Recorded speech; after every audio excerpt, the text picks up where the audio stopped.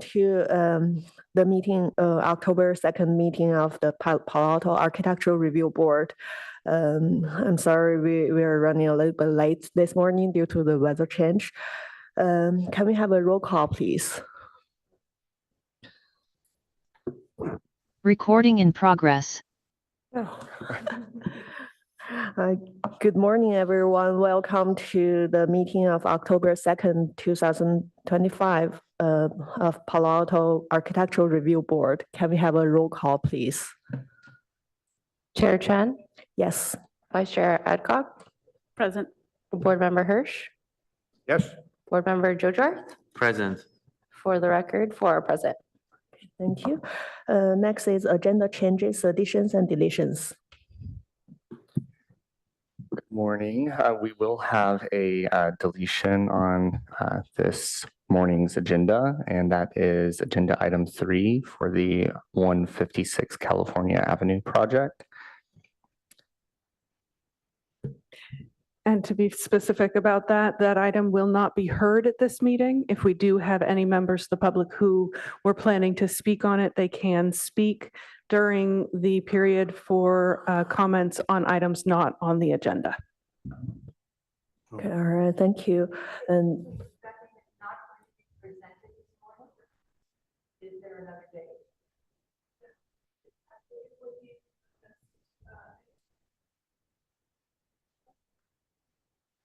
so next we will move on to public comments. So this is time for everyone who wanted to speak on an item that is not on the agenda. If you want to speak an agendized item, please, we will have that time for later this morning. So if you have any comments for the 156 California Avenue, this is the time for you to speak now. Yeah, we want this. Yes, thank you for coming, and we want to have it on record.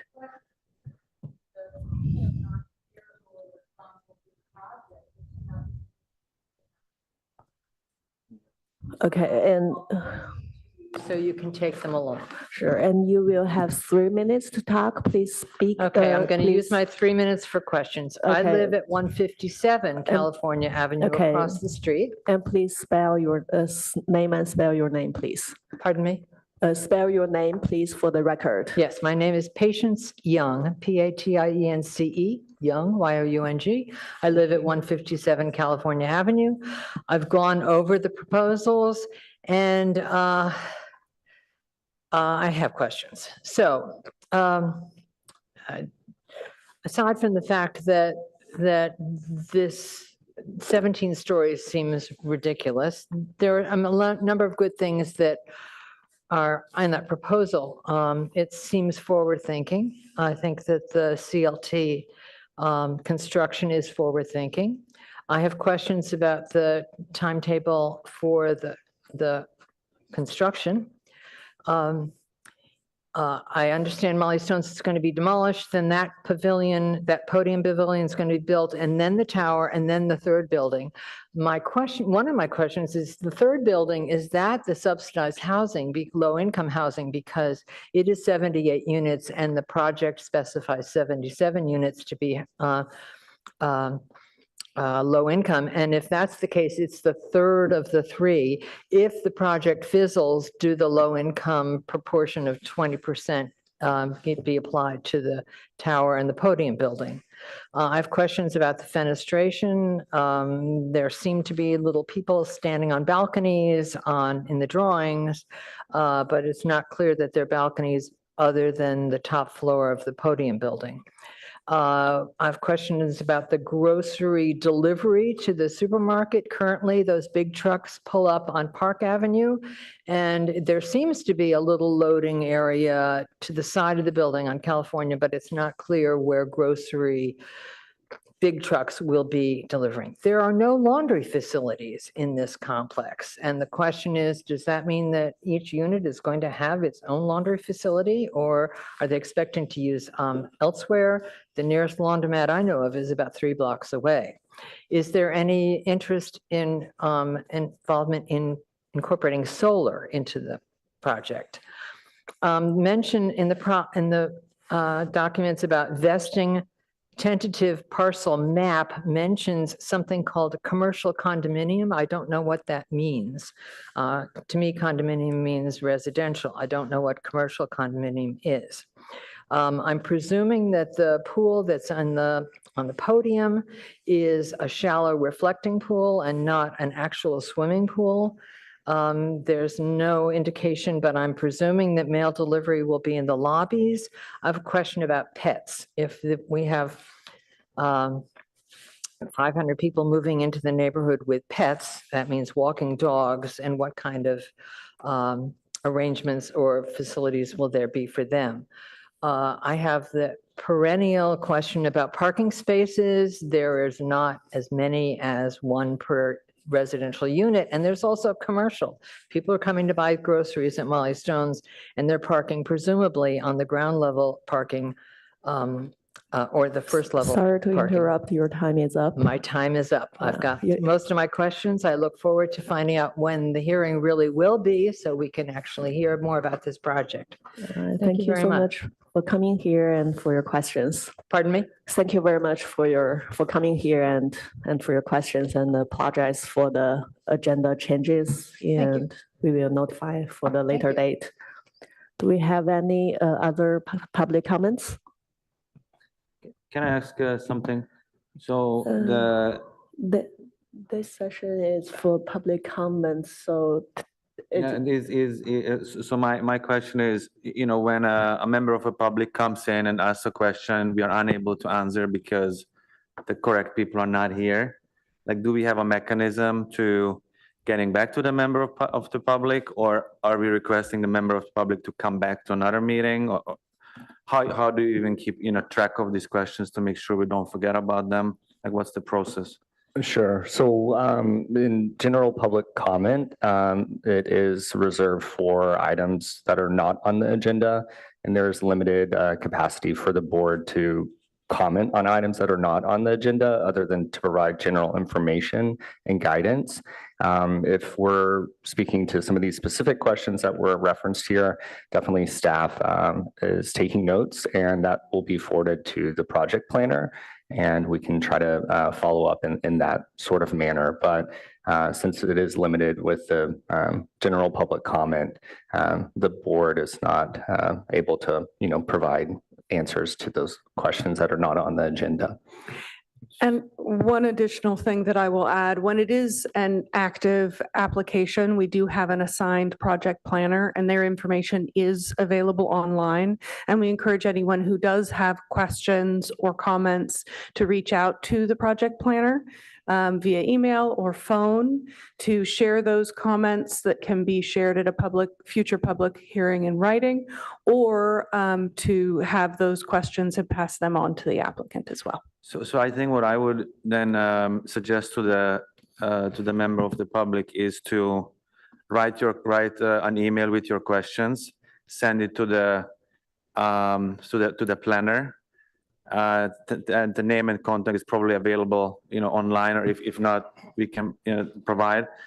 And then when it will actually be heard, when the project will be heard, we receive documentation before the meeting.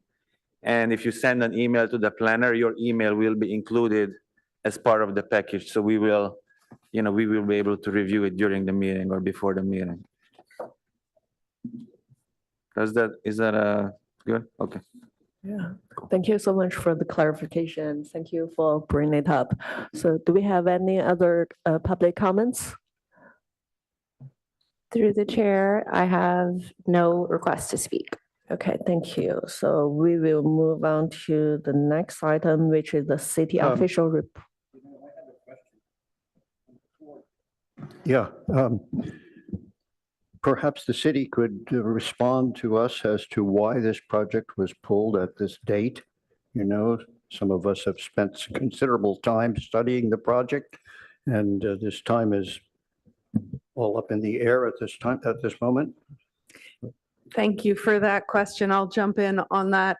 We don't actually have any specific details on why it was pulled. Staff, as you saw in your packet, put a lot of time into preparing for this meeting Yeah. as well. And our hope is that those materials that were prepared and the preparation that you've already done will be useful when this project does move forward to a hearing at some point in the future. Stephen, you noted in an email to me, I think it was, that there would be a lawyer here for the city. I think that's correct, right? To explain exactly what happened. The explanation doesn't really explain, so far, doesn't explain why the project was pulled like this. Right. We do have an attorney present. They can provide some general information, but aside from that, I think that's what we would be able to provide today. So could we have the attorneys explain Sure. why the Yep, project Board was Member pulled? Hirsch, Madeline Salah, here Deputy you City are. Attorney. This I can't hear so clearly. Me neither. Oh, okay. Can you hear me now? Well, light, very light. Okay, I'll speak loudly. Madeline Salah, Deputy sure. City Attorney. The item was pulled at the request of the applicant. So because it's not on the hearing, we can't get into any details about the project today. And because it was pulled from today's agenda, it won't count towards the 5 hearing limit for this project. And that's all the details we have on why it was pulled and what the next steps are. And for those of you who couldn't hear that, if you would like me to restate. Yes, that'd be good. I can do so. So the item was pulled at the request of the applicant. And so because it's not on the agenda, we can't get into the details of the project today, but it won't count towards the 5 hearing limit.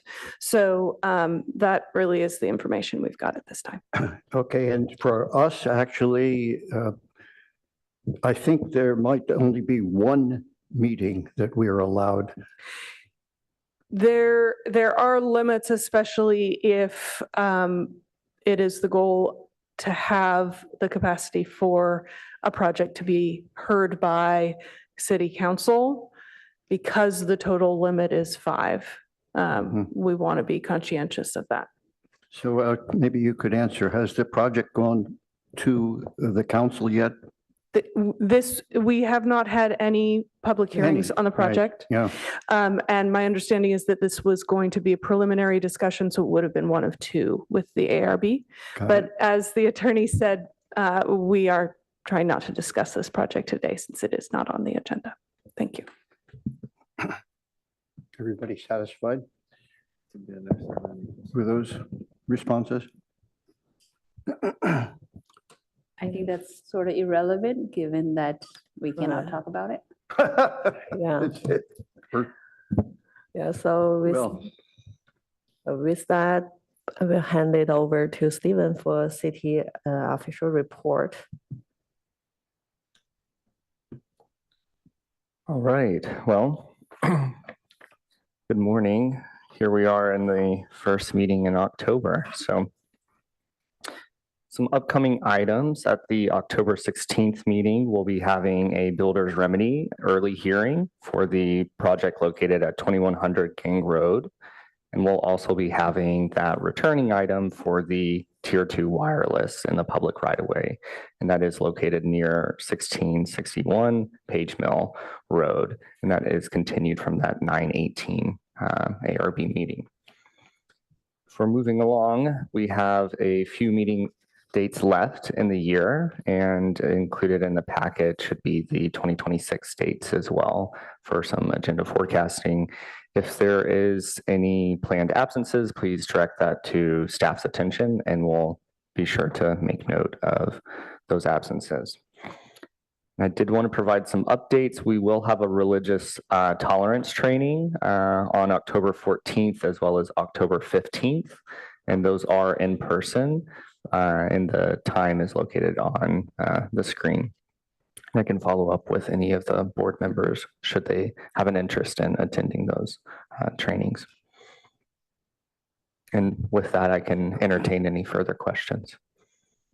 Yeah, I do have a question regarding the the project for next meeting. So it is also a builder remedy project, and it noted as early hearing. So does it count? Is that project also limited to 5 hearings? And second, for the early hearing, does it count to one of them?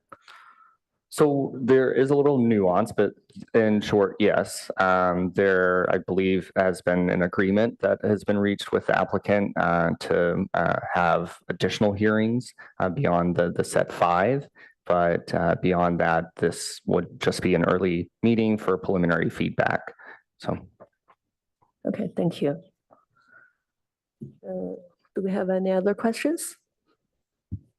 If not, we will just move on to action item number 2, which is a public hearing quasi judicial 340 Portage Avenue. Recommendation on applicant's request for major architectural review approval for a master sign program. The proposed sign project includes 9 signs. CEQA status, council adopted resolution number 10123 certifying a final EIR for the project on September 12th to 2023. Do we have a staff report, please? Yes, good morning. Just bear with me 1 second.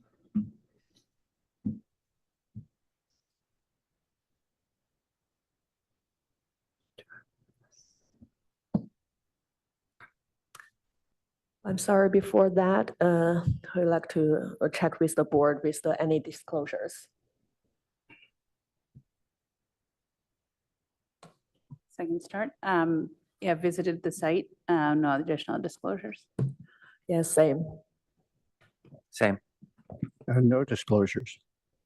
Thank you. So staff presentation, please. Good morning. My name is Christina Dobkevichus. I'm associate planner with the city, and I'm here to present the master sign program at 340 Portage Avenue today.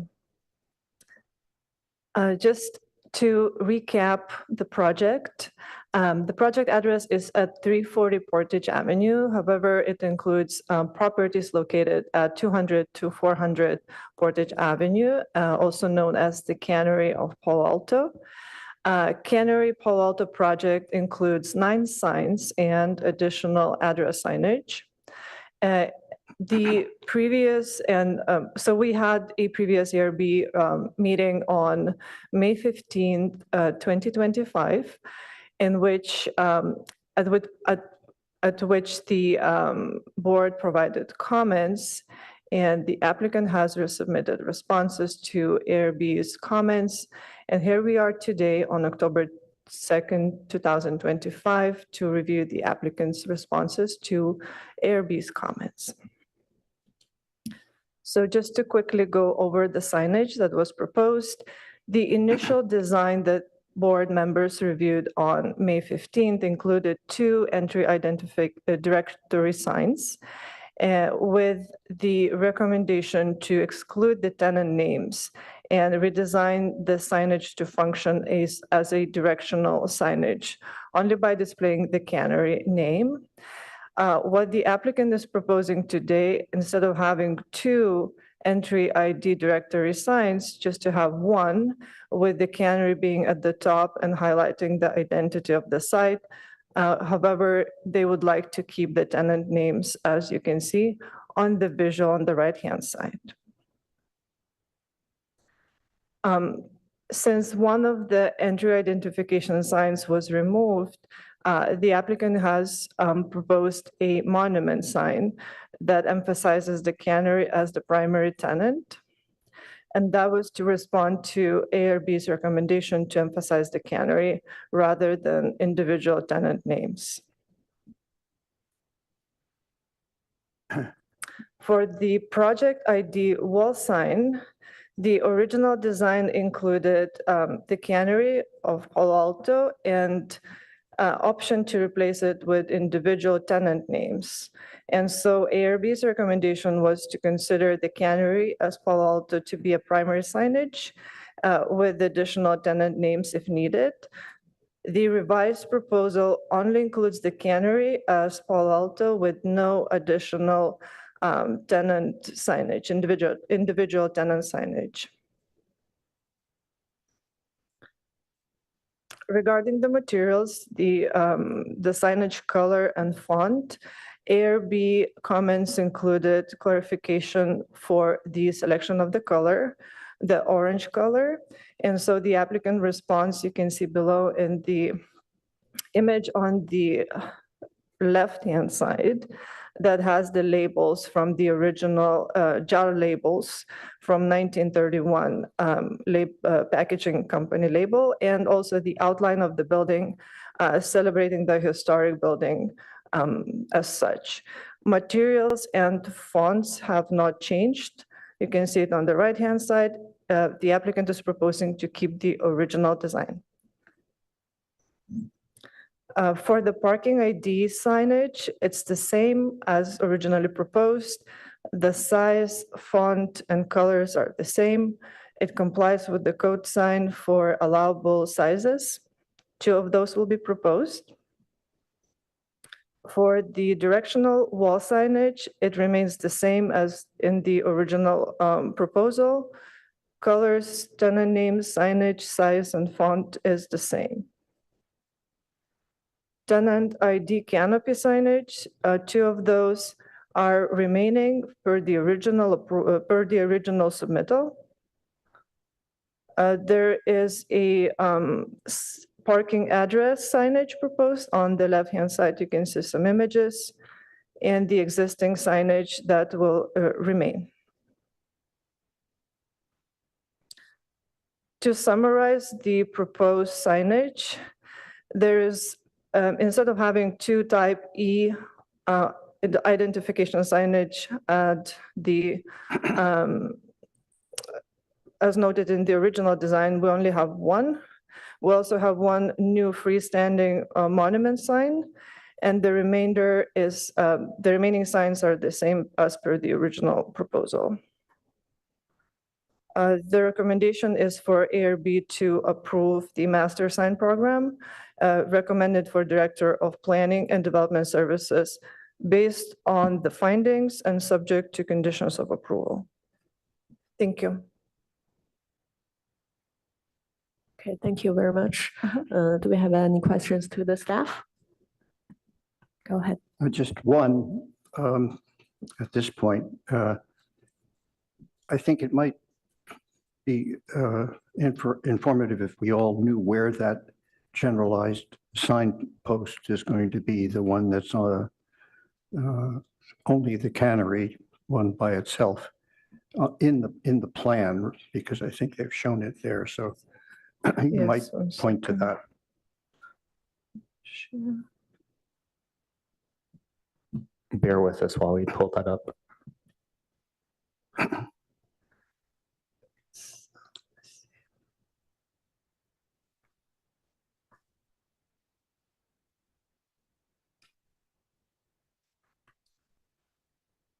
So to answer your question, for the Chinalized, you mean the wall ID, tenant No, ID no. signage? No, I mean the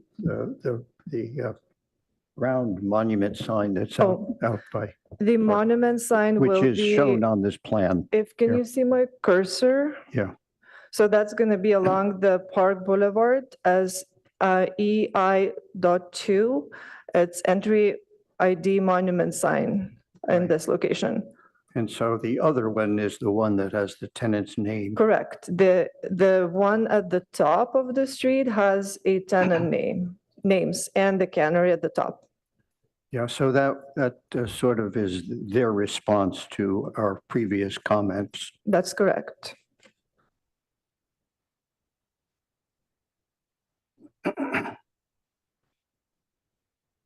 I think that's all. Yeah. I have a question. Oh, sorry, go ahead. If you were. You can start. Okay, thank you. Just in terms of construction sequencing, I know right now the whole area is fenced, including the future townhomes.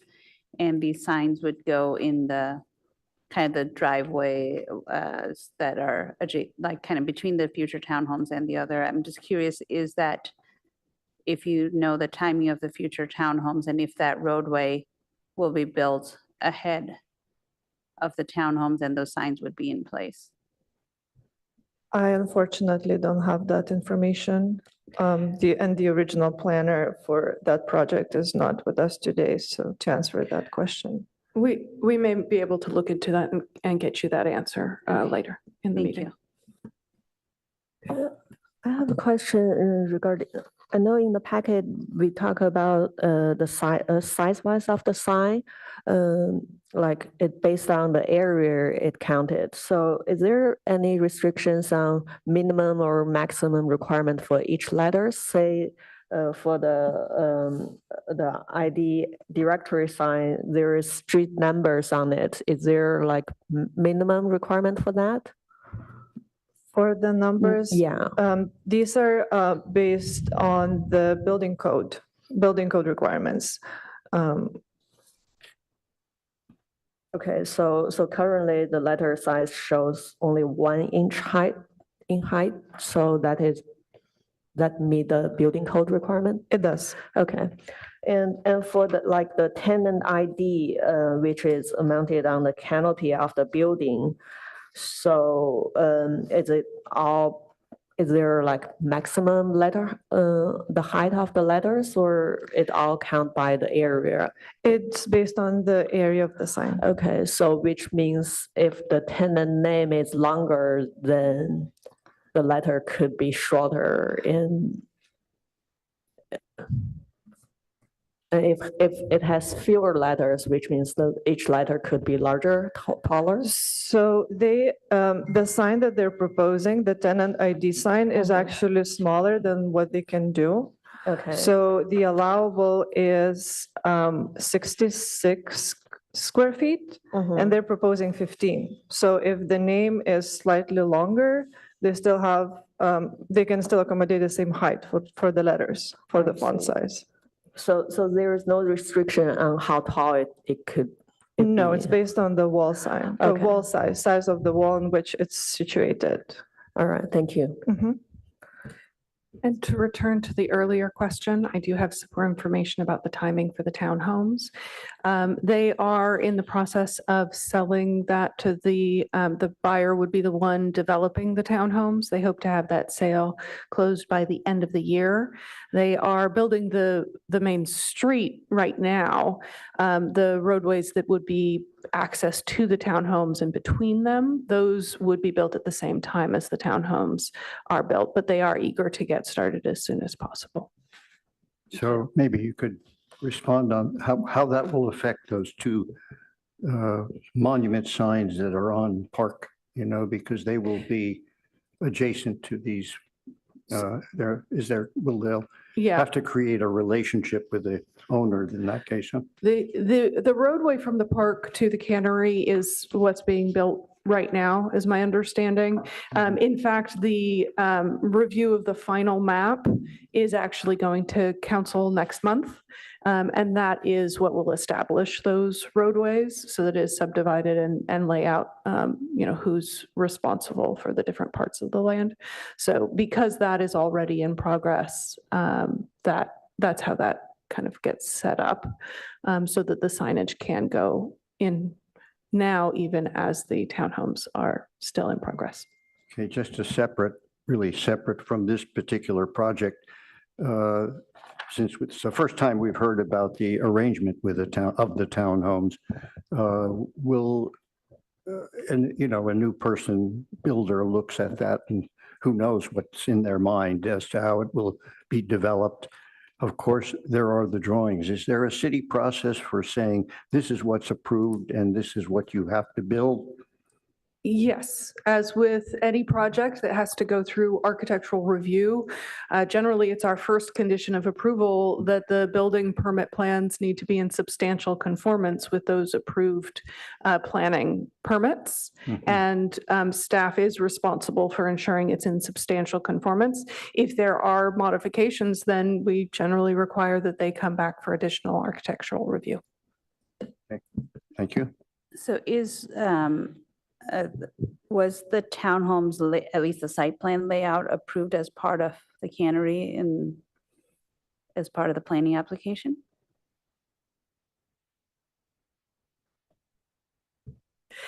Unfortunately, we don't have the project planner for the whole project here this morning to talk about that.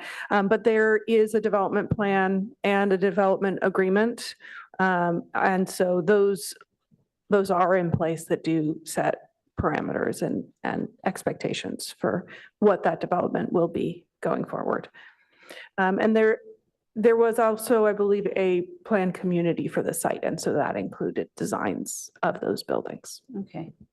Because both of these signs, the E1s, are like in the little corner of the townhomes, not on the street itself. I mean, I don't know what their assumed property boundaries are going to be, but that's, like David said, it's a surprise to us that that's separate, because it's like from the previous review and now it's like in the corner of the parking spots next to the townhouse. So that's for future. I do have a couple of other questions that I had noted here, if I may ask staff.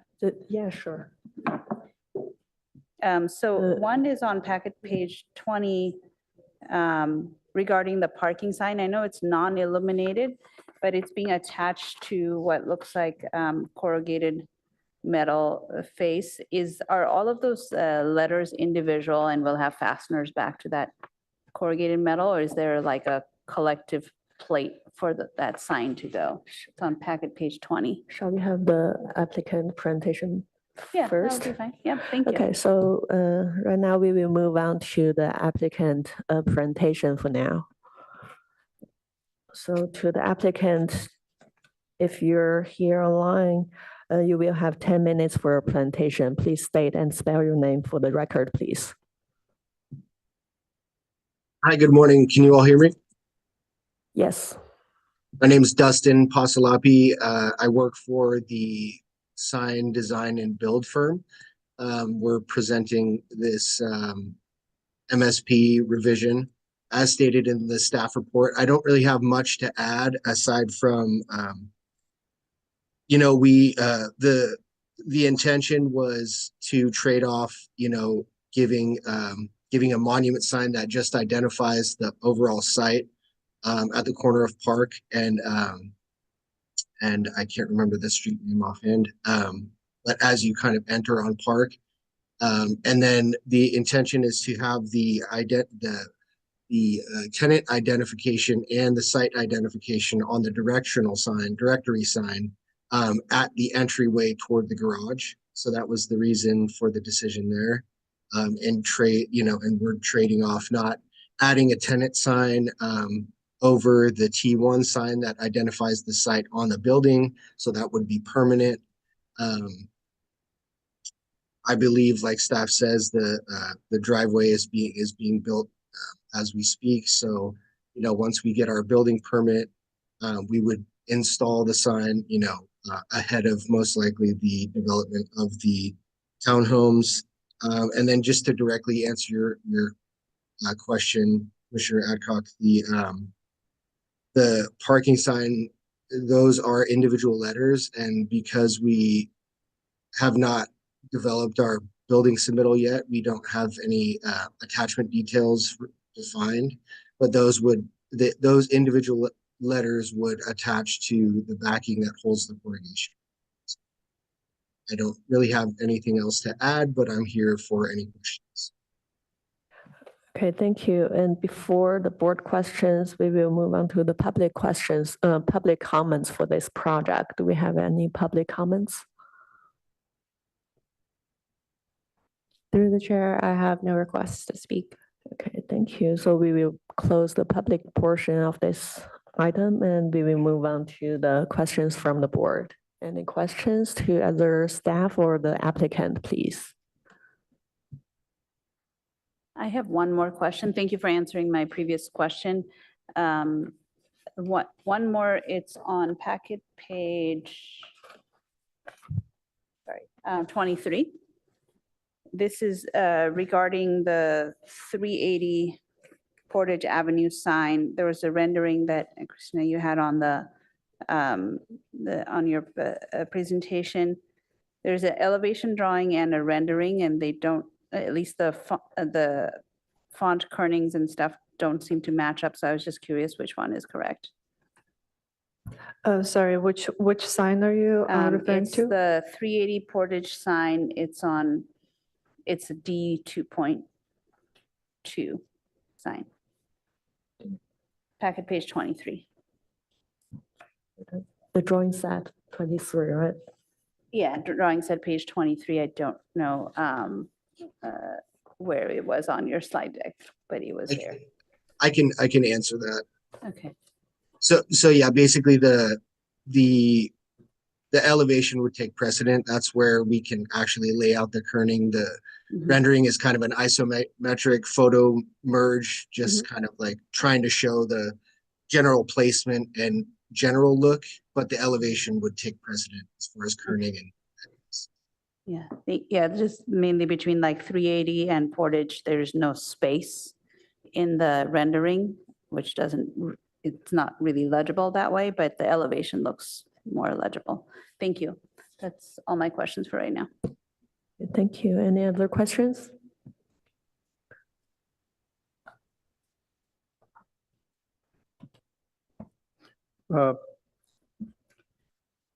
The way in which the traffic gets to the garage is really sort of multiple connections there. You have a monument sign that describes where the project, in both the tenants and the name of the project, on Park Boulevard. And early on, when we had comments before, we had said that there's nothing at the other end of the building. However, you know, the access to the building is both off of Portage and Acacia. Either one would get you to the other end of the garage. Is that still applicable? I mean, you know, we haven't really had a good look at that end of the garage itself to see how that is related to the rest of the signage issues here. But what I'm mostly thinking about is that there is no recognition that this is the cannery from that side, even though a significant amount of traffic will be coming from El Camino. Do you have any comment on that? yeah, I can speak on that as well. I'm not sure if you remember our last hearing, but that it was brought up as well that we did have a easement agreement with the property off of El Camino, and we would like to have and still would like to propose a sign off of El Camino to identify the entrance of the site off of Acacia. But staff deemed that a non-compliant sign because it is not property that our client owns, even though we have the easement agreement. So we have put together a proposal for that. I'm not sure if staff wants to show that or not, but the primary identification off Acacia would be the building sign that Commissioner Adcock was just talking about, D2.2. So as you drive up on Acacia, you would see those walls there and see that directional sign pointing you toward the garage. Or if you come around from the other side, it would point you toward the other side. But just to continue this a little bit further, there's really nothing that says this is the cannery from that end. Isn't there some way that you could combine that into the directional signs that you have on the side of the building? I mean, your choice is where's the best place. I find that, you know, we've gone through this before and basically approved almost everything in your concept here, but this is, to me, is one kind of outstanding. So suppose you don't get a signage for a monument sign out towards the street. Isn't it a good idea at least to identify the cannery building from that end? Yes, that's a fair point. I guess I should just ask you to sort of bring it up with the owners and see what you could do about that. And I would frankly say that, you know, when it gets around to our voting approvals or not, I would like to have that item brought back. So for discussion in a separate meeting. Not a full board meeting. But thank you. I have a question as well.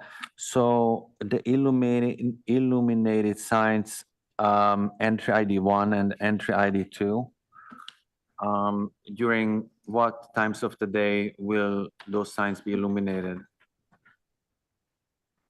Less than 1 hour per daylight. So basically just at night.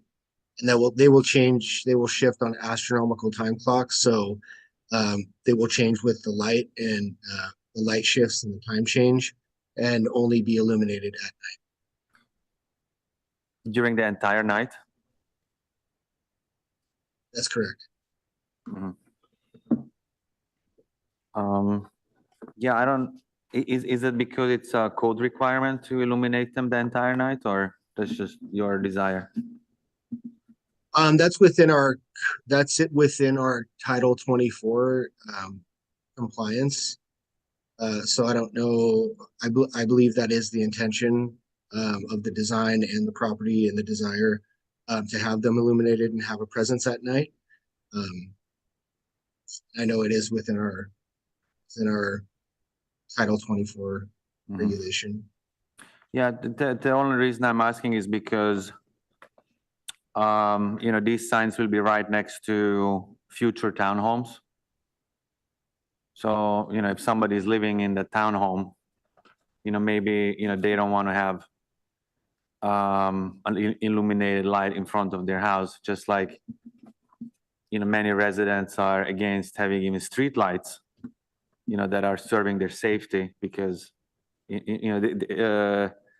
street lights would even be, it's for their safety, it's not for a commercial purpose, but this light is kind of light pollution, so to speak. It might prevent them from sleeping or, whatever.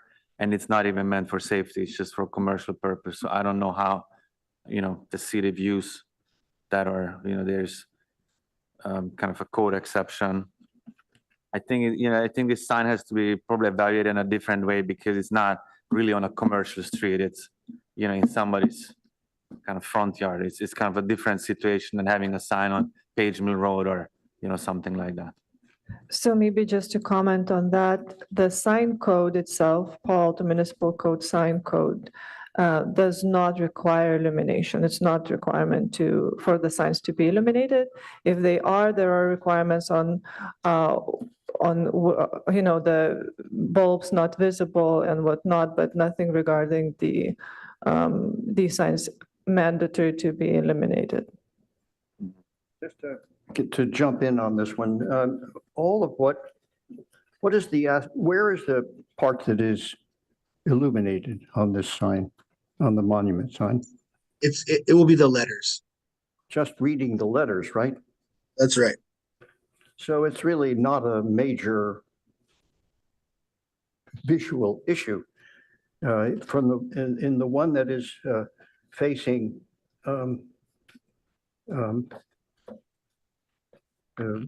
Portage, that one's facing away from the housing completely, is it not? They would be double-sided. So one side would be facing the townhomes. But if you go to page, I'm not sure if you have the full package in front of you, but it's page 17 and 18, and there's a day and night view, and you can kind of see more of how it would only be the individual letters that illuminate, not like the entire sign or anything. That's basically the one on the top there, the black and white, That's right. So it shows that only the sort of perimeter of the lettering is and shape of the building are the parts that are emphasized there. It would be not the perimeter, but the face of the actual shapes themselves. Yeah. So, I mean, I personally don't see that will have you used these kind of monuments before? I'm sure so. Oh, yes, very common. And anybody ever complained about the light issues in those areas? I have not personally seen it. That's not to say it hasn't happened before. I I have see. been doing this quite a while. So. Uh-huh, okay. And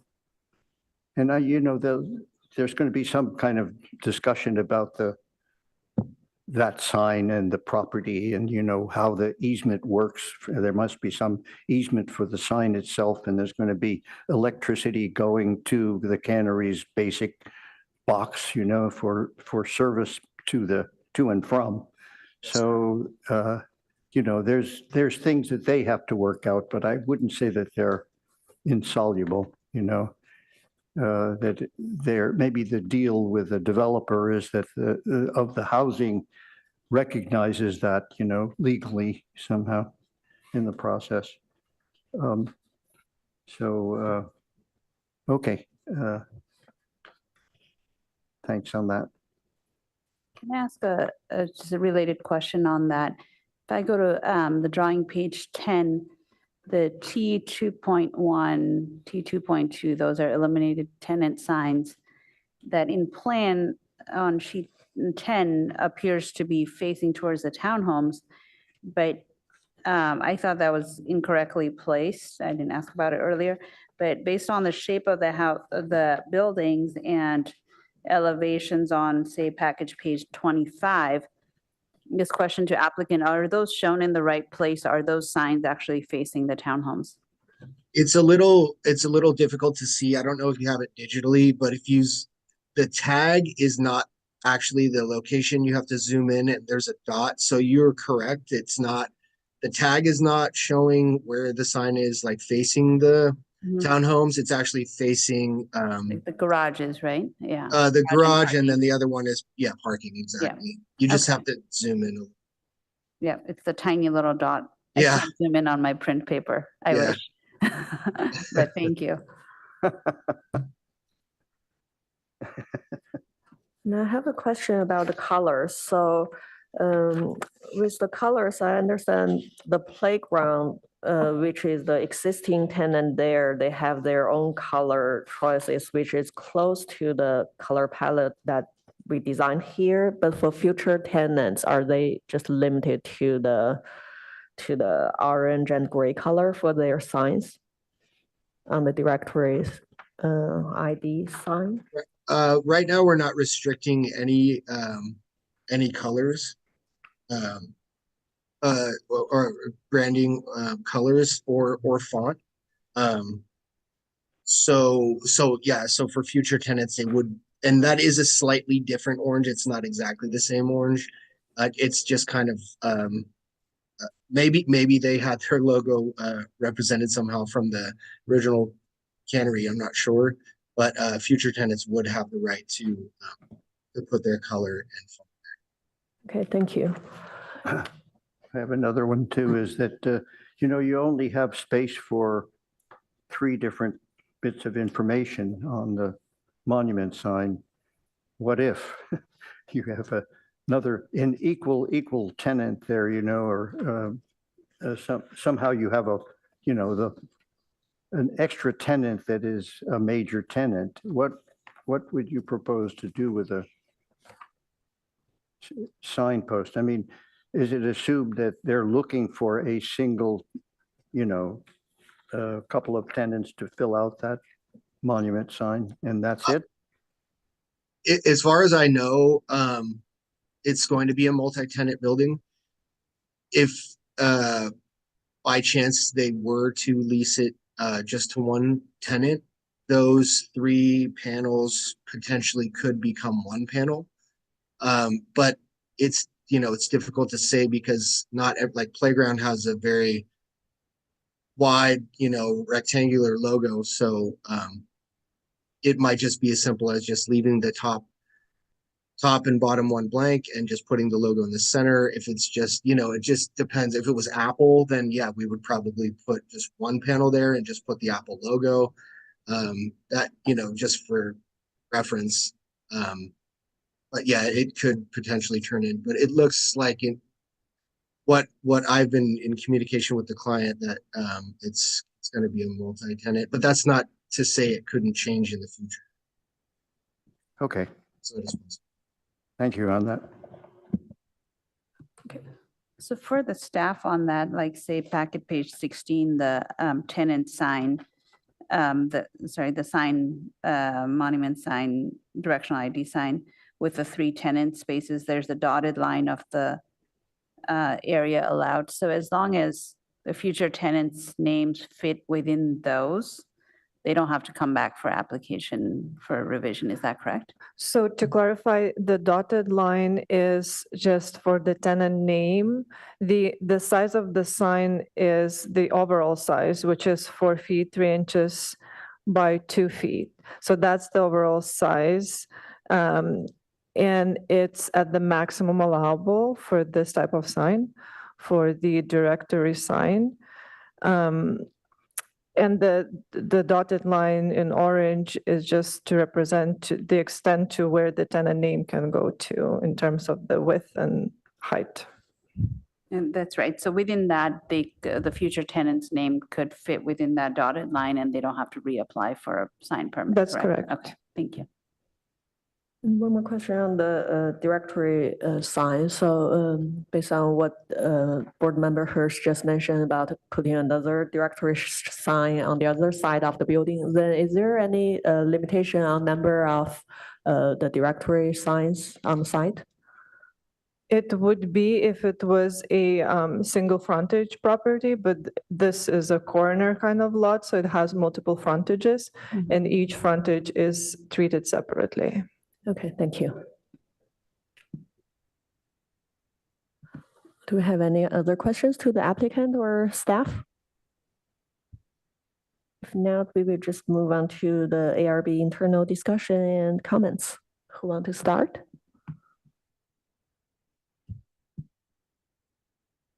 Thank you, staff, and to the applicant for the presentation. I was thinking through what Board Member Hirsch was saying earlier about the cannery sign when you're entering from Acacia and both Acacia and I forget the name of the other street, Portage, sorry. When you're entering from that side, there's obviously the 380 Portage Avenue sign and the other directional sign, but none of them have the cannery name on it. So I'd like to propose to the board about discussing that, whether those signs should have at least the cannery logo and name on those signs. So open for opinions on that. Thank you.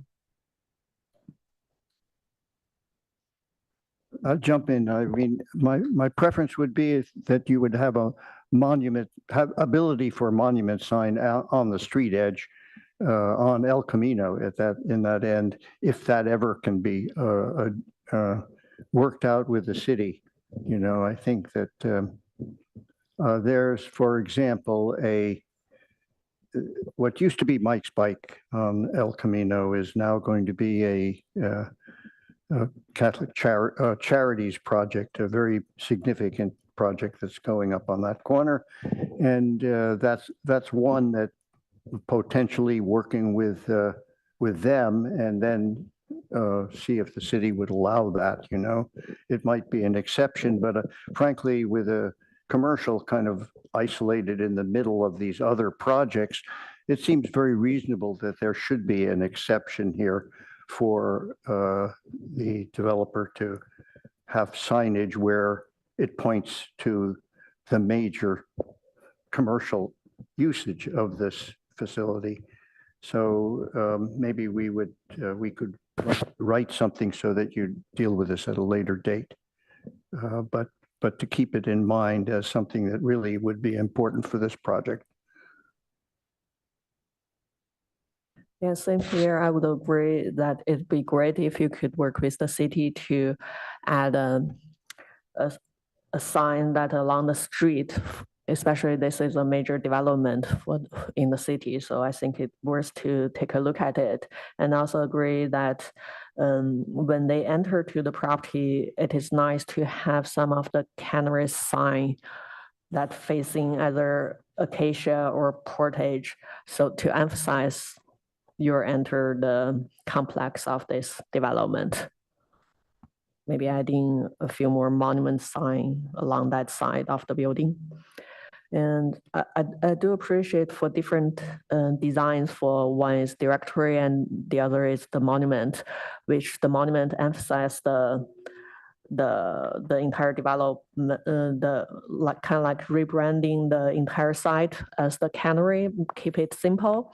But for the other ones, the directory signs, I think the location is also good. It is more straightforward and direct people to the parking garage, which is easier for the purpose of the sign, which is wayfinding. So I think that is appropriate for the design.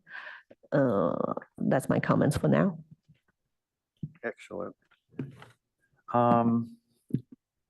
Yeah, so what I would say to the previous, comments, I think my preference would be to keep the number of signs to a minimum. So I think putting a sign on El Camino, I would say no, because it could also set a precedent. Somebody has some kind of development block from El Camino, suddenly they want to also put signs. So I think it's not necessary. And I think I would just keep the signs to minimum. Maybe on the Ash Street side is more flexible, but I mean I'm very concerned about the future townhomes. So I think I definitely want to minimize the signs on that side. And also, I would like to reiterate that I'm concerned about the light pollution.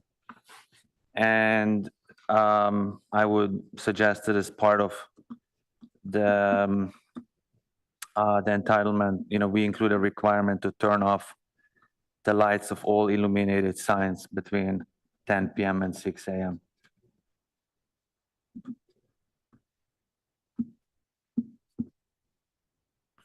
Actually, I tend to agree with the tenant ID sign on the building. I think it kind of makes sense to turn it off between 10 to 6 since nobody works there. And also even if it's not directly face the townhome, it still somehow can affect certain units when looking outside. So, but for the other entry signs, I think for the fire requirement or so, it's required to be illuminated during night to lighten up the street number. Is it correct?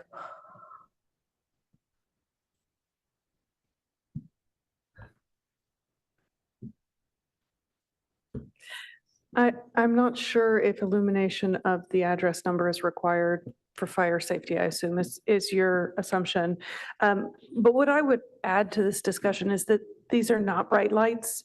We do have some lighting regulations. These are downward directed, or it's very focused just to the letters. So from a staff perspective, we're not concerned about the impacts for the lights, but we welcome your input. And one more question is, so if we ask them to turn off the light for certain hours, is there like, can the city regulate or puts anything to ask them to do it, or it's really just the owner's choice whether or not they have such program? It would be handled through a condition of approval. Okay, gotcha. I sort of differing with the idea of turning some of these off, any of them off, in fact. These are minor areas of lighting relative to the entire environment. And they give a certain class to the area as well. Yes, the townhouses are going to be exciting and interesting buildings there, but this sort of reinforces the major player in the area, the commercial. And to have it lit, I think seems to me is a part of the character of the whole building process here, or the whole project. And nice to have it, that definition.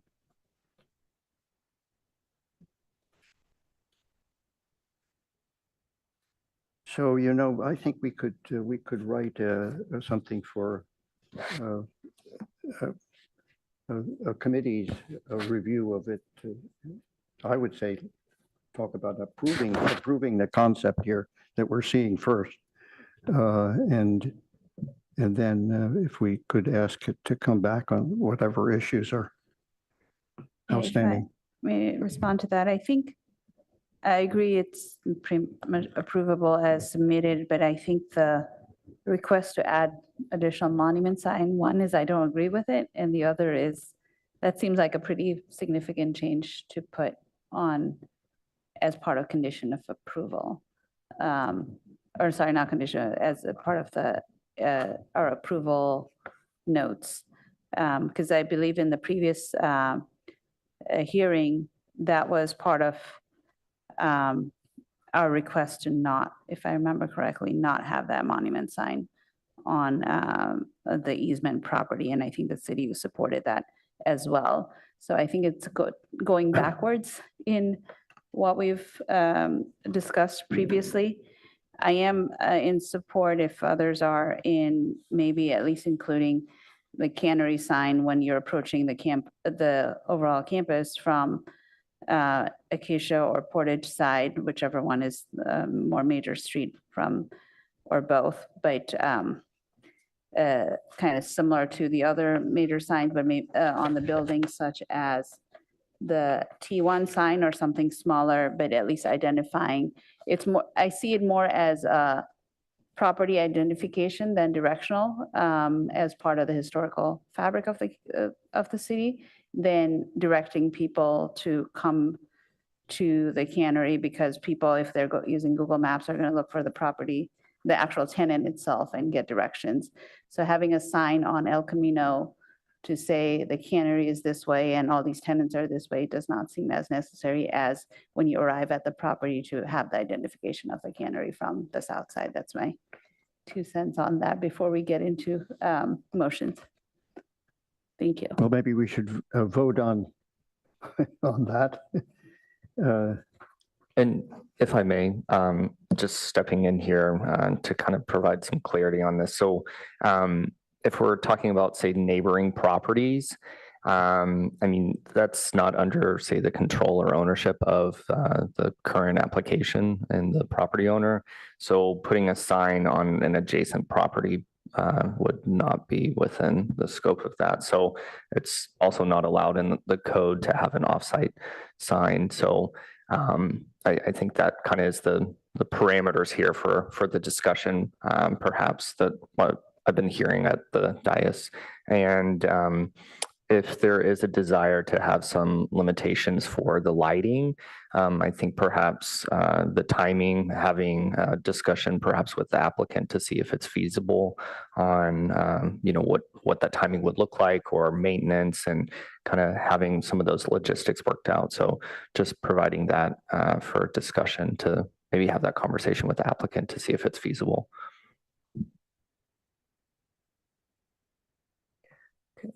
So for the lighting for the tenants, so citywide, is there any requirement or limitations on what, since this is the office building, is it required to have their limited number of lights turned on during the entire night, or everything need to are required to shut off? Is there any regulations for that?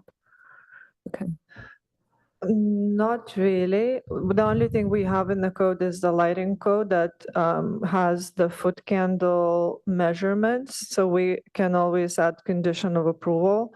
Also, I'm just looking at the code right now.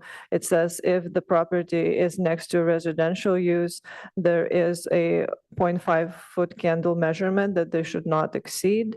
And there are also requirements for timing and dimmers at night next to residential zones. So that's something they will need to comply with the code. And that is for external lights. Okay, thank you. Then with that, Are you saying external lights, not signage lights? Are you making a distinction there?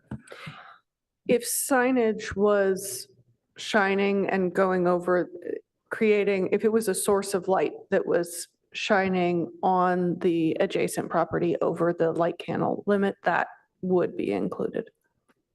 So if it is a lower light level, by its nature, then the code would not kick in on that. Correct. Mhm.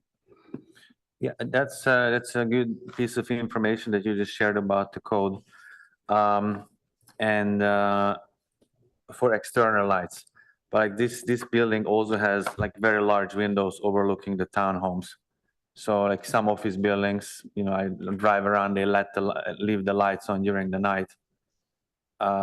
You know, because of the proximity to the townhomes, that can be, you know, that can be a nuisance. I know it's not part of this, you know, application, but you know, when we get to that, or you know, maybe that's, you know, staff, I think that you might want to look at that because those windows are very large. Mhm. So for the, excuse me, so for the projects in front of us now, can we have two straw polls for one is whether everyone is agree on adding monument sign along Ash Avenue? I mean, not Well, just to confirm, the freestanding or monument sign along El Camino is not no, not on El Camino, On but the- within the property that on is the, when it you- has to be located on the property. Right, yeah, it's either enter the Portage or Acacia, when Mhm. it's more like along the Ash Avenue, Ash Street. So do we have I don't any, believe there's space on Ash Street to put monument sign, but I was thinking more of like building on the mounted side of the sign, building. similar to, or some version that's similar to the, I forget the number, hold on. Is The there- wall-mounted we're talking sign. Ash Street or are we talking Acacia Street? Along Ash Street at the Along end of Ash. Acacia. yeah, but maybe on Um, each side of the building or somewhere next to the building? There's already the directory signage on that wall. Right. It does, let's see, it's signage, That's the E.1. D, yeah, D 2.1 and D2. 2.2. But I was mentioning something like the T1, the cannery sign, to be somehow incorporated in some way to D1 and D2. Yeah, that's what I'm thinking Yeah, about too. not Yes, a ground mounted monument, but something on the wall that identifies the that- cannery. Yes, I think that's correct. I mean, that's certainly a good choice. The thought of the monument sign was to possibly find a way to use that on the El Camino side, at El Camino, but clearly they don't own the properties that are adjacent to it.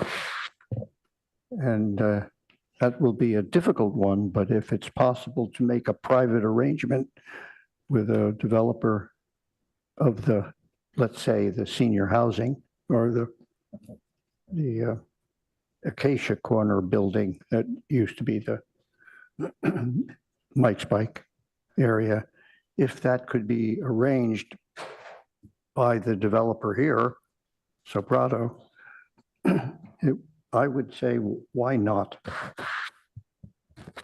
I'm just wondering why you wouldn't approve of something that already we are approving two signs on the opposite side that lead from Park Boulevard into the project through another project.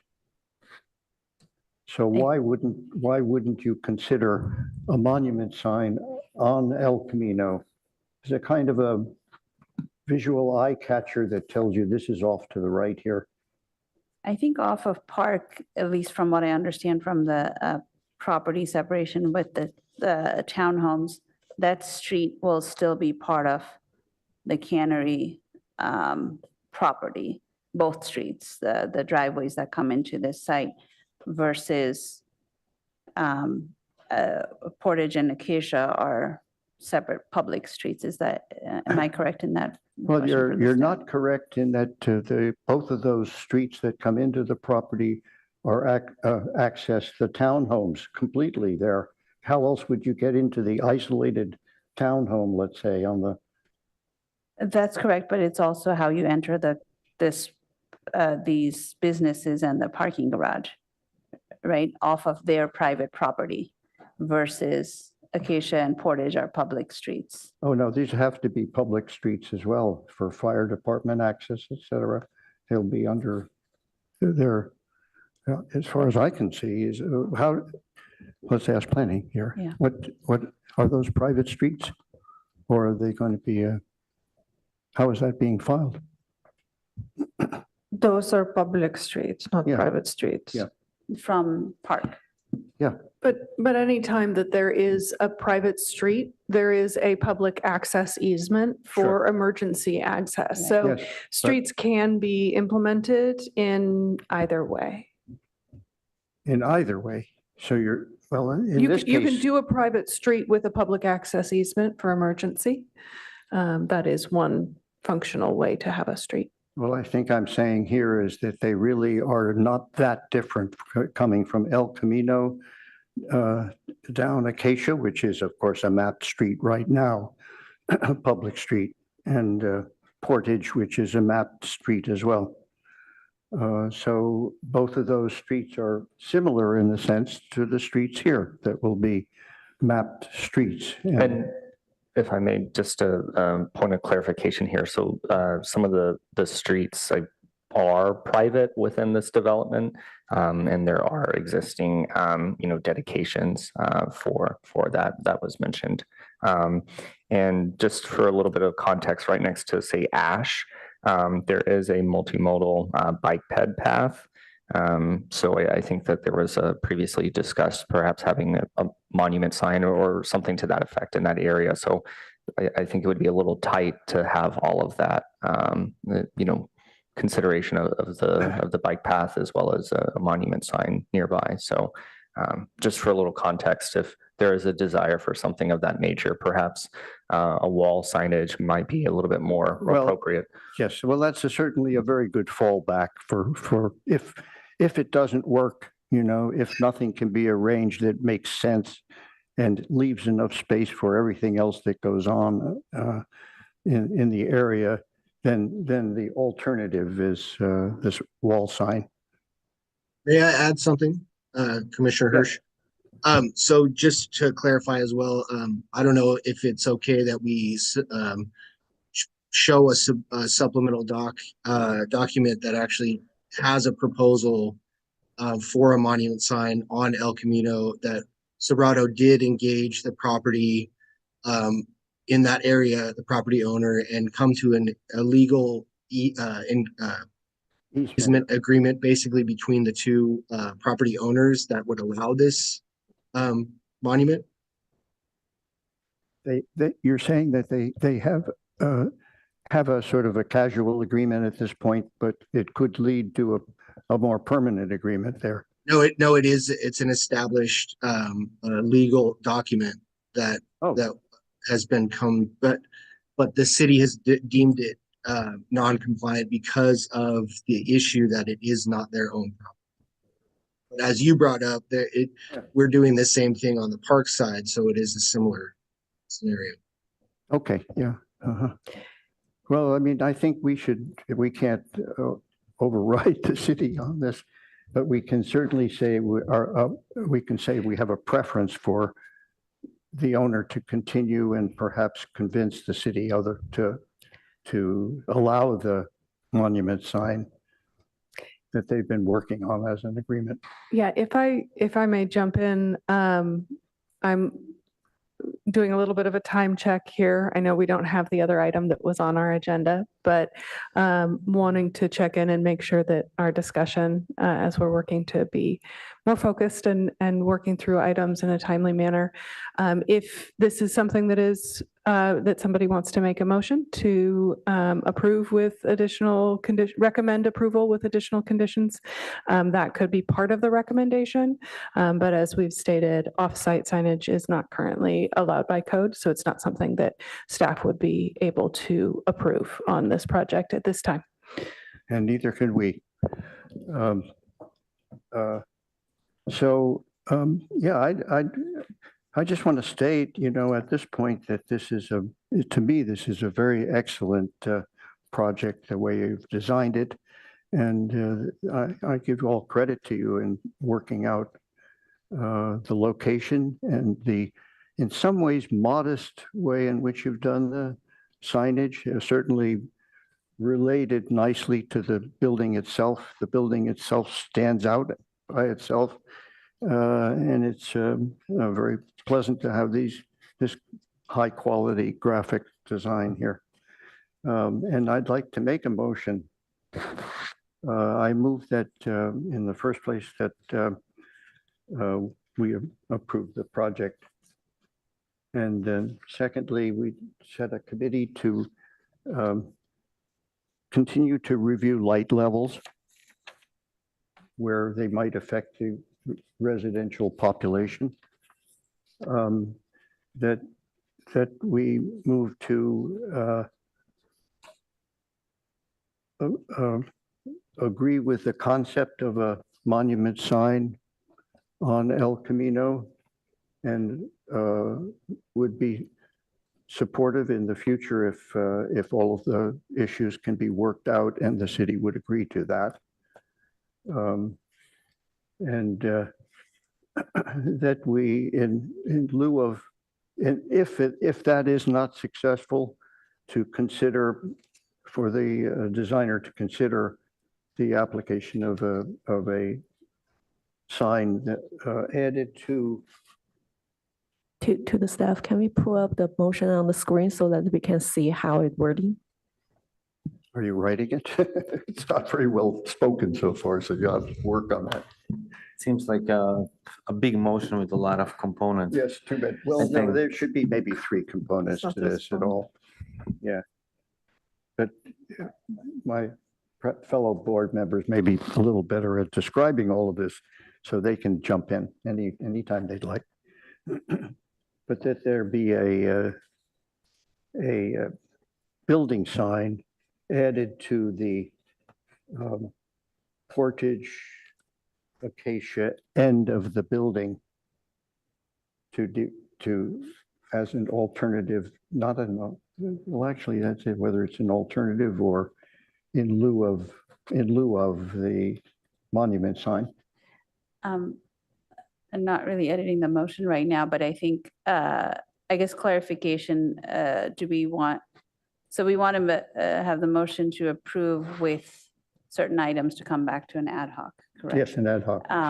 So I would like to make it so it's actionable for the ad hoc in a way that, Yes, you no, know, it's for the ad hoc, review. sure. So like the editing, I would say add the cannery sign on the D2 directional wall signs. That's something the ad hoc can review, the first item here. I think the lighting plan is probably more of a condition of approval because of the future adjacency to residential, it would be part of their condition anyway. So. Correct. Yes, we can clarify. It would be required to comply with the current code. Right. So I don't think we need a item on the motion for that. For lighting, Yeah, it's more of a condition of approval that'll be part of the city's condition to meet current code for adjacency to residential. that's fine. I think the monument sign is a separate thing. So I don't think we can put that as part of an ad hoc to review, since that we had previously discussed, and it's not really actionable for an ad hoc to review in that way. So I don't know, staff, how would you recommend we incorporate that in any way? Are you recommending to remove the monument sign? No. Board Member Hirsch's recommendation to add a To- monument on El sign on Camino? El Camino. I don't think we can include. This, so right now, it would not be allowed per the sign code. The only way to have the sign along El Camino would be for the applicant to apply for a sign exception and for us to have findings to approve the sign exception. And at this time, we would not recommend that be part of this project. I think the interest in it and support of it by the ARB has been pretty clearly heard in this discussion. And so the applicant hears that, staff has heard that. It would require something more specific, extensive in terms of review and consideration, potentially modification to the code. So it could be an additional statement in the motion if you wished to do that. But it's also been heard. Sorry, on that, on straw poll, I don't think all of us support the monument sign. So if we are going to put language on that, I think we should at least do a straw poll. Well, maybe we should take a vote on that then. Yeah. So I believe, if I may, I believe there was a motion. I haven't heard a second. So just Right, wanting we to, haven't got that far yet. right. But we do generally ask that if there's a motion on the table, we get a second. If it does not pass, then we can do a modified motion. You know, there's a process for that.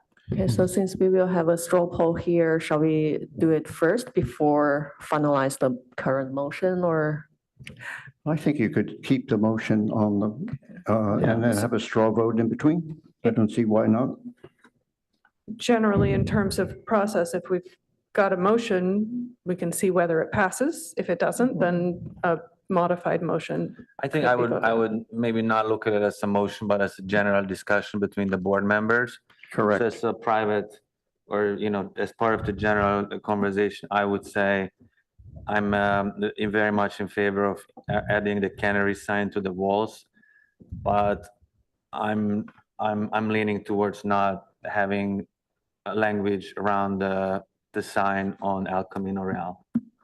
Yeah, well, I have the same feeling. I mean, because this is something that we as the ARB cannot override the cities on what we can do. And as long as we are satisfied with their current monument design, then it's really up to the applicant and the adjacent neighbor and the city on whether they are allowed to have a separate sign along El Camino. But if we are satisfied with the existing design, then we should not put anything within the motion.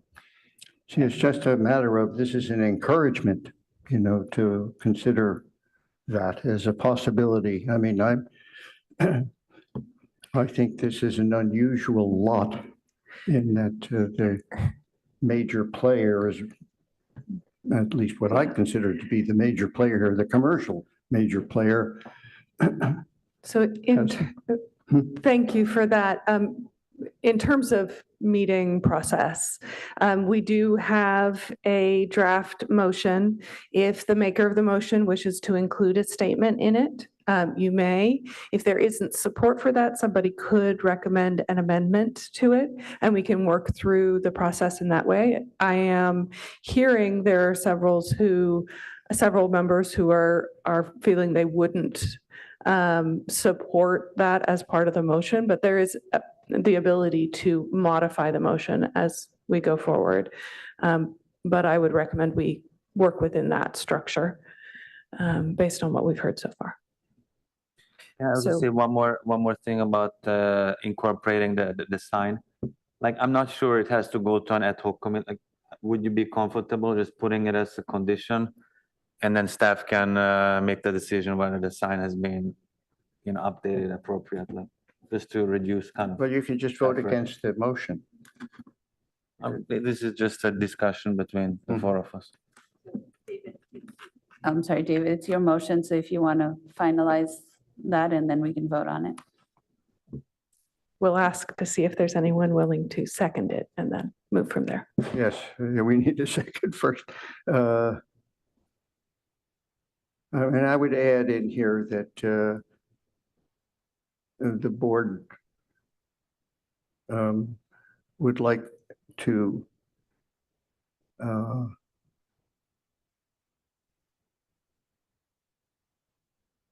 suggest that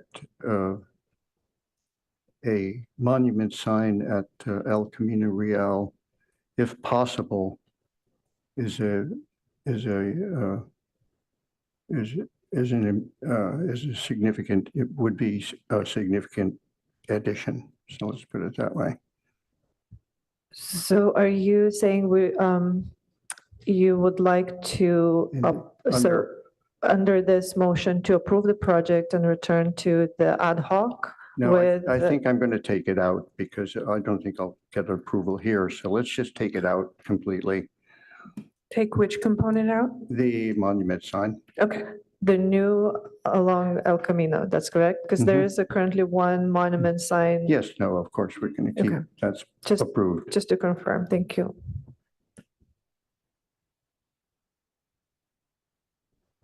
Do you have any other modifications to what we have on the screen right now?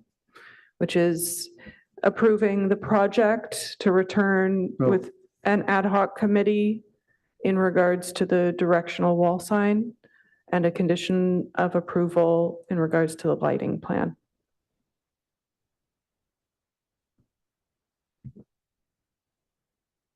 I think it's really only one thing. David, would you consider making the incorporate add as part of a condition of approval so that we don't, that the applicant does not have to come to an ad hoc meeting, but staff can handle it? And just not have not have this at all. Do not have the ad hoc, but just have ARB, sorry, I can't see now. There's stuff on top, sorry. No, actually, no, keep that, please. Yeah, just say, ARB motion to approve the project with this following condition to incorporate add and remove the ad hoc committee portion. That's what you're saying, right? Yeah, if, I don't know if we are comfortable with that, acceptable to the making maker. the staff making that decision. Would you like them to return to ad hoc? No. That's, David, your motion, but I'm suggesting Mhm. that we remove the and return to the ad hoc. Mhm. Yeah, I'm okay with that. It's too small no. an item just to bring back by My itself. understanding, yeah. So with that acceptance from the maker of the You motion, want this? the motion would now be No. to have two conditions, additional conditions of approval. One is consideration of a directional wall sign as specified here on the screen, and the other is in lighting plan with foot candle measurements that was down below, but no requirement for an ad hoc committee. Do we have a second? I would I recommend. we- second that. Can I have a question? It's kind of separate, but this is, like David raised this issue about the sign and it's not applying with, not compliant with the code, but he feels very strongly about it.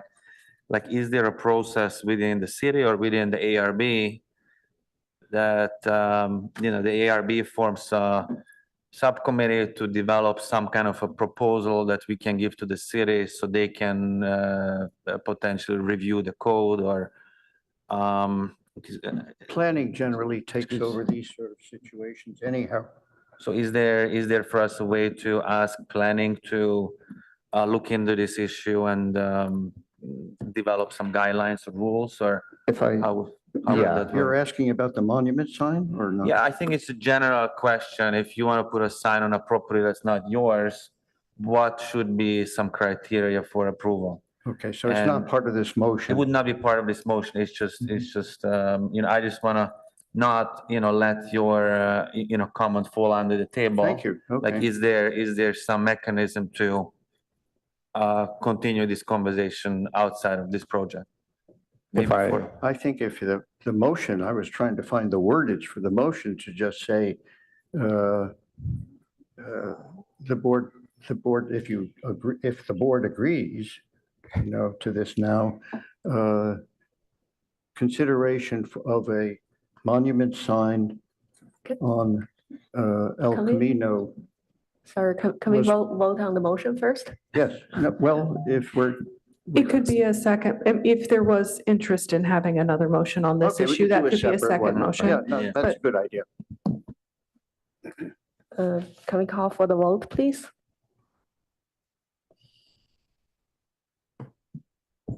Board Member Hirsch, Yes, yes. Board Member Jojar, Yes. Vice Chair Adcock, Yes. Chair Chad, Yes. motion carries 4-0, Rosenberg absent.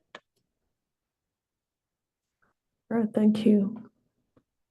And if I may, I believe there was a question posed to staff, so just following up on that. So as for process of what Board Member Joe Jaris was describing, there could possibly be some efforts of, board members to either form an ad hoc, if you will, to evaluate some of those items. But I just want to note here, the staff as well as say the Architectural Review Board does not develop plans for the applicant. And we do have current criteria in our code regarding signage and standards that we reviewed this application that was before the board with. So any deviation from that would be, a code amendment, and that would be subject to say council approval as well as considerable staff time to formulate that as well. So just trying to lay the framework, if you will, definitely trying to be receptive to what we're hearing here today, but those efforts would take a considerable amount of time and be added on to the already plate that we have in the department. So for context, that's what I can provide. And I will add just one more to that in terms of staff workload. Really, the priorities are set by city council. And so we did actually, the work plan for the ARB was scheduled for approval by city council this week. That was pulled and will be a discussion item at some point in the future. Unfortunately, there isn't any agenda space available at this time before the new year. That work plan, timing or discussion could be an opportunity if there was additional work that the ARB wanted to advocate for, or the council priorities discussion in the new year, because that's when council sets their priorities in terms of what time staff has to work on different types of projects. And so since this would be, at this point, sounds likely a staff initiated or city initiated code amendment, that would be something that would have to be directed by council. But the members of the ARB can advocate for that. Microphone? David, use this. What's the matter with this? It's not working. Huh? I mean, we're not talking about something really very complicated here. So I think that you're adding complication to it. We're saying that we think it might be a good idea to have a monument sign on the street. This is not, the monument has already been designed, by the way, so we don't have to do any new designing. It would just be another monument, one more monument. It is hardly a major issue to consider its incorporation in the work schedule for either our board or the planning department. And I just don't see why there's any resistance to putting something that is likely to be a very nice piece of work in a situation like this, where it would lead to people wayfinding much better than what we have now. And I think that in itself is enough of a consideration for this. That would be a way of describing it. That it's a While I agree with your intention, David, I think it's a city code that the staff is bringing up is because this particular site might have a small reason of, it's a historic significant site. I don't remember if it's listed or not. I don't think it's listed, but regardless, that it is of value to the city and therefore you're advocating for direction to it. But if that was a code amendment, then say heavier hitters like Apple Store on University can have ask for signs up and down the street directing to it, right? And with entitlement easements from other properties, it's a much bigger issue than this one site. So I think that's what you're bringing up as a code amendment that would be required to allow this site to do something that other sites may also want to do if there was a major code amendment in support of this. So hence our previous hearing on this, we moved away from that monument sign because it's not just about this property, but as a city, what is the code amendment going to be for other sites as well? It is a unique site. The cannery is hidden from this point of view, from El Camino. People who are going to the cannery may come to the, many people who are going to the cannery may come by El Camino, certainly in that direction, and access it. To put a monument sign on the street is also wayfaring, which is really significant here, where you have a major building. So I don't agree with you that it isn't something that can be provided by making an exception to the code in this case. So that would have to, I think we should vote on this and consider it as an exception to the code. Another motion?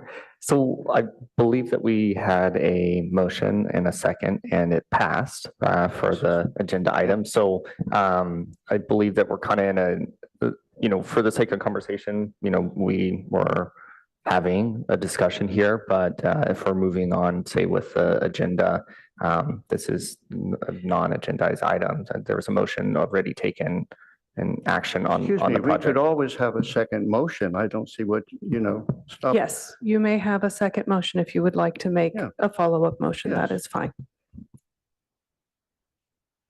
I move. So was that, Yeah, I'll make the motion then. You want to type it up, please? I move that we recommend reconsideration of a monument on El Camino. Sorry, can you start from the beginning, please? I tried to, you didn't hear? I move that we make a recommendation if the owner, no, forget the owner at this point, to allow for an exception to the sign code that restricts the use of a remote monument sign for this project.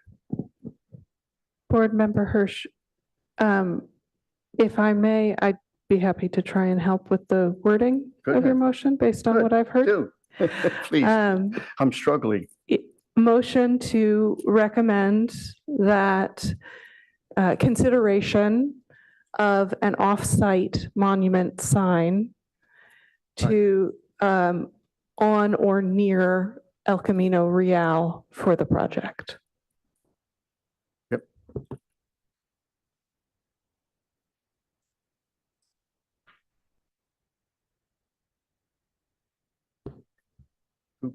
It's for Does who? that Let's see. satisfy the aim of your motion? Consideration of off. Is that off or of? Off-site.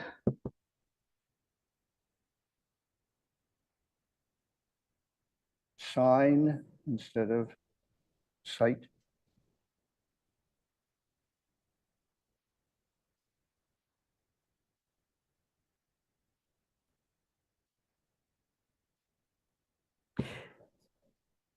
So As, I mean, I would just add as a wayfaring.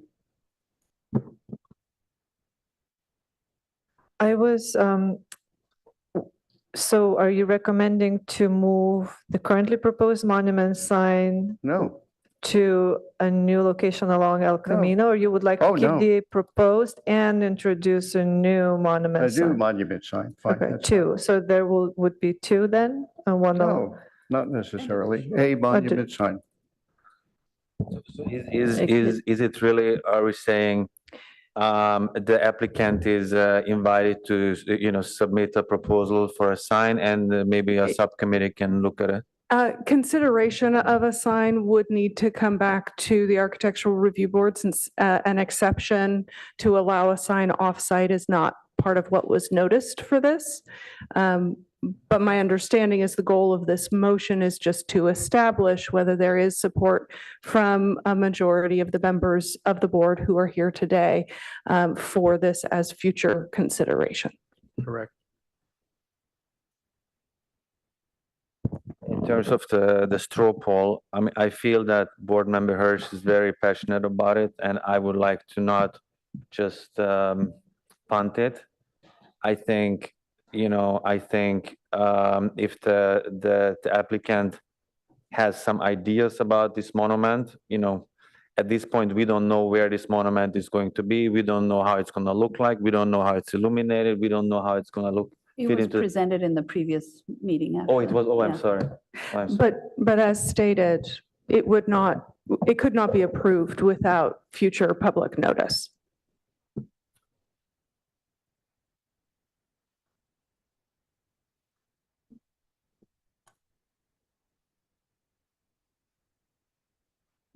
Yeah, so then, just to recap, because I did not listen to the YouTube for the past meeting. So you already voted that, against that one. So this discussion has already happened. No. I don't think so. I don't think there was ever a street sign shown from El Camino. No street monument sign. Yeah, staff, I don't know if you have that record of that, but I believe that was in the previous packet, but that's how I read it. But as stated, this is not approval of a not. sign in this location. It would need Right. to be public noticed and reviewed for that particular location, including the sign design. So if it is only the sign, does it need to come to the ARB again? So this would require an exception to the code. They would need to file an application requesting an exception to the code, and that would need to be publicly noticed with that wording to ensure that we are complying with the process requirements for that sort of thing, since that was not part of what was noticed for this meeting. And so it would be up to the applicant if they wish to request that, and then it would go through review separately. Thank you. Yeah, no, I mean, just a side discussion that the applicant is interested in this. As the consultants stated here, they've already been talking to people about it, and they've run into a problem with the regulation, but they may have been successful at getting an agreement from a private owner, probably the housing project site on Acacia as a location for this sign. So we leave it up to them to push it forward if they're hoping to get it. I think it's certainly beneficial to this project to have a sign on El Camino. I've always found it hard when you go to that area to know what's going on in the interior of the site. So Well, then maybe we just leave it up to the applicant. If they, they have heard this conversation from the four of us, they know what kind of a response they will receive. So if they would like to file another application, which will require noticing, and then that's their decision. So I would hope I believe we've got a motion on the table. The process would be for us to see if we have a second. If we do, then there could be a vote. There's been a lot of conversation, but I don't know that we've got clear indication whether there's a majority on this, but I agree. If this discussion is satisfactory, we could withdraw the motion and they can just proceed if they wish based on the discussion they've heard today. or we can vote on the motion. Let's vote on the motion. Okay, do we have a second here? I second.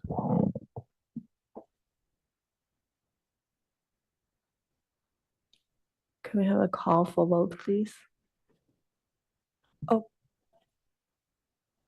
Is it possible that we can check with what we have decided for last time? Is there a record that, because as board member, Vice Chair Adcock just mentioned, we might have already discussed it and make a decision on that? Could we just clarify on that? Let us pull that up. Thank you.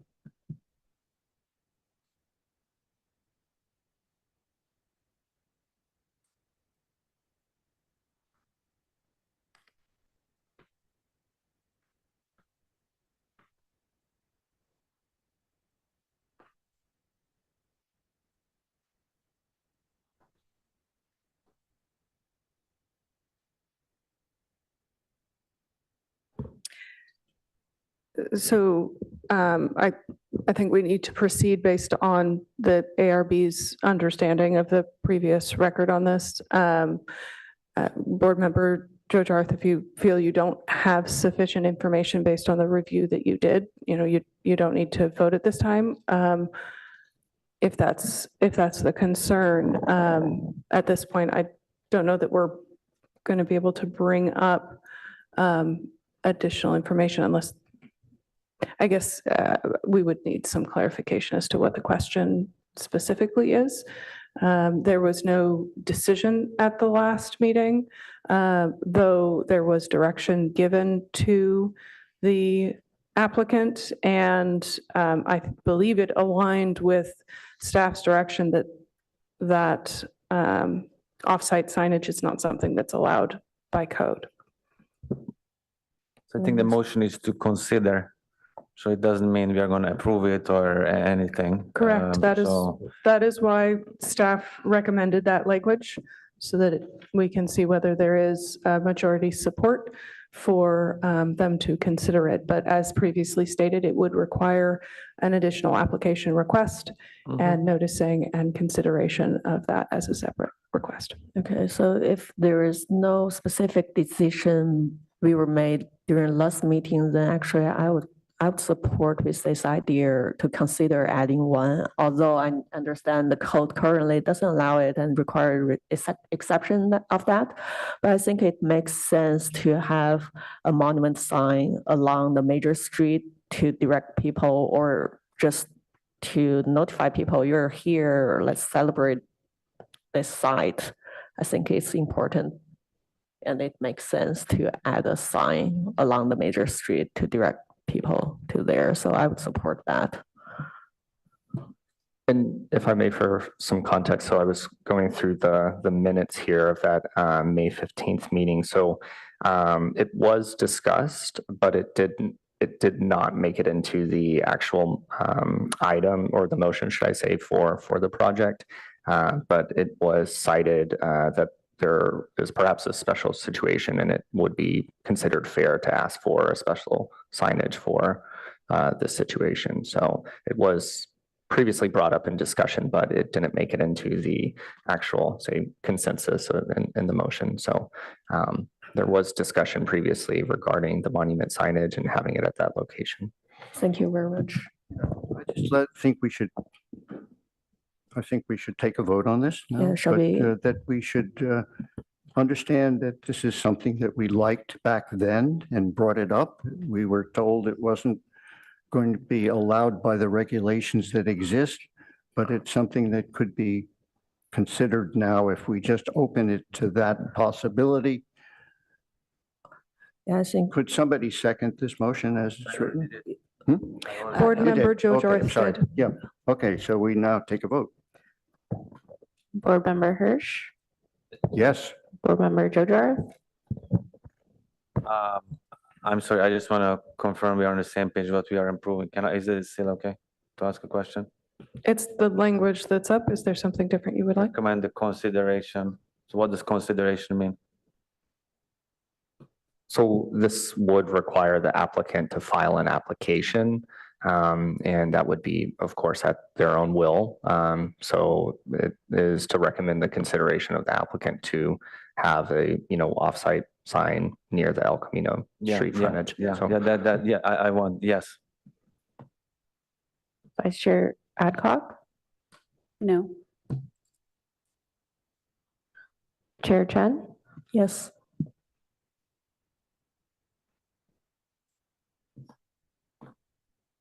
Motion carries 3-1. And Rosenberg absent. Okay, with that, we will close this item. And we will move on to, If I may just speak to why I voted no. While I used to work right in this neighborhood and it's a nice site. If this was a museum or something of like public, the future use of the space, if it was of like a major public interest, whether it's a museum or something else of that people would be looking for versus 3 tenants of, obviously the playground that we know of and a couple of others. Directional sign to those does not seem to rise to the level of, not following code, but getting an exception for that. And while this is a site of importance, it's not a historically listed site and likely not even going to be given the construction that's happened here. And so in the overall city variety of spaces of varying levels of importance, this seems to like set a precedent if a sign like such was put on El Camino with side street going towards that site. There are many other sites I can think of in the city of Palo Alto, which would add additional signs that would clutter streets to point to, winding turns left and right to get to a site of varying levels of importance. If it's a historically significant site that is also of historic or citywide and, even larger area interest at the cannery, I would totally support it as getting an exception. At the current presentation of what the project is going to be in the future, it does not seem to rise to that level, in my opinion. Thank you. I'd like to add another comment too. What is the history of this site? The site was in a very significant manufacturing area, actually canning factory, which was run by the second most important fruit canning company in the country, I think, at the time, certainly of all of the peach industry. And its renovation, which we've overseen now, admittedly, it wasn't the whole building, but the most historic and interesting feature of the building has been preserved and is worth even visiting now. And the material, et cetera, and the construction of it is significant. And I would recommend that school kids go there and find out a good bit about the history and part of this community. So it's more than just the physical aspect of it. It's the history of the manufacturing that took place and the person who was in charge of that and made a success out of it. And a time when we used to have a canning industry as the major industry of the area.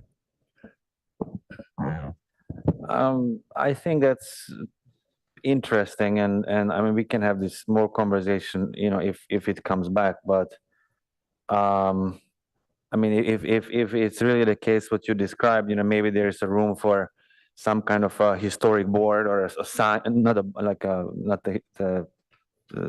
sign in front of the building, like we have different signs in different parks and playgrounds with historic photos that explains, and as you say, if school children come, like they can, look at some diagrams.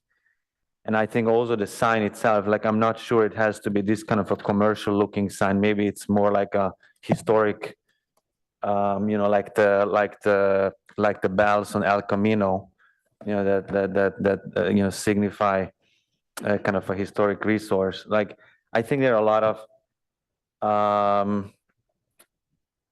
so I think that's an interesting idea of celebrating, in terms of I would not look at this additional sign as a commercial sign, more as a historic sign.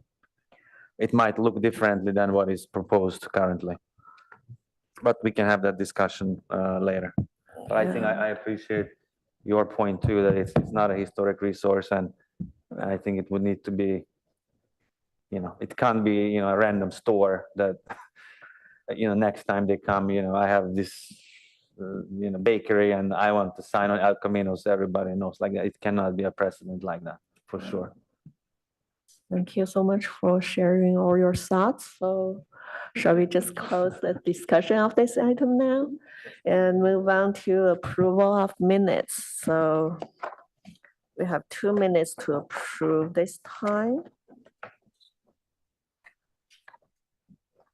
The first one is approval of meeting minutes for August 7th meeting. Do we have any adjustment for that meeting minutes? No, if no, I move to approve the meeting minutes as it is. Can we have a call for vote, please? Board Member Jojarth, Yes.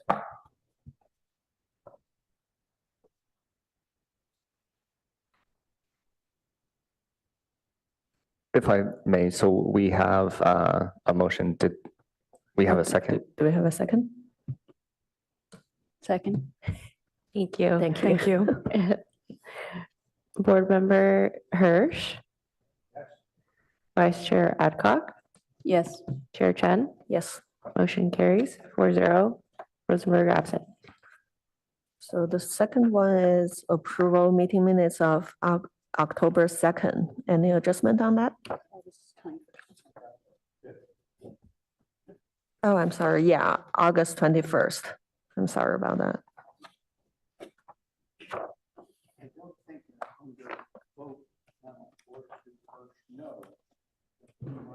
If I may, your microphone. Yeah, it doesn't seem to work. Well, don't know why. Under the vote passed 4-1 Hirsch, no, I wouldn't have said objected to the red box top. I felt that the dimensions were fine for this situation. The box was like almost like a parapet wall, but it signified symbolically some kind of a box shape, and that reducing the height of it, which is what we were talking about, would have restricted that design significantly. And that, okay. So do you you're recall? commenting, oh, sorry to interrupt, on packet page 143, Yeah. very bottom sentence. So Yeah. would you want to Yes, the objection. edit that? Yeah. What's noted there? Yeah.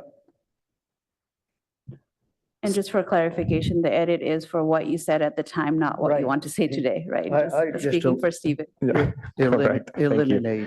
Eliminate to the red box top. And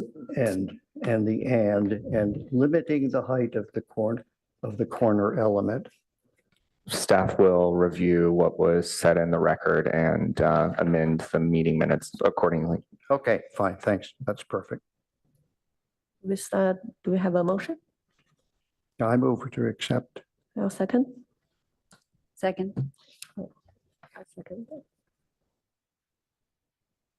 Can we have a call for vote, please? Vice Chair Adcock, Yes. Chair Chen, Yes. Board Member Jojarth, Yes. Board Member Hirsch. Yes. Motion carries 4-0. Rosenberg absent.